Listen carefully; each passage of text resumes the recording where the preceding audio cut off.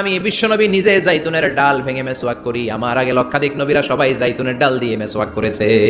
সুবহানাল্লাহ পড়েন। আপনার দেহের ব্যাড কোলেস্টেরলের লেভেল কমে যাবে যদি জাইতুন আপনি খান। দাড়িতে মাখবেন, চুলে মাখবেন। আবার সালাদের মধ্যেও জাইতুনের তেল দিয়ে খাওয়া যায় যদি এক্সট্রা ভার্জিন হয়। লেস দেন 1% অ্যাসিড দিয়ে এটাকে পিউরিফাইং করলে এটা বলে এক্সট্রা ভার্জিন। এরপর আরেকটা আছে ভার্জিন, 2% অ্যাসিড দিয়ে পিউরিফাইং করে। 3, 4, 5% অ্যাসিড দিয়ে পিউরিফাইং করলে ওটা বলে রিফাইন্ড পিওর। ওটা গায়ে মালিশ করবেন, বরকত আছে না নাই? এজন্য এই দুইটার কসম কোরআনে কেটেছে কে? এরপরে রব্বুল আলামিন বলেন ওয়া তুরি সিনিন,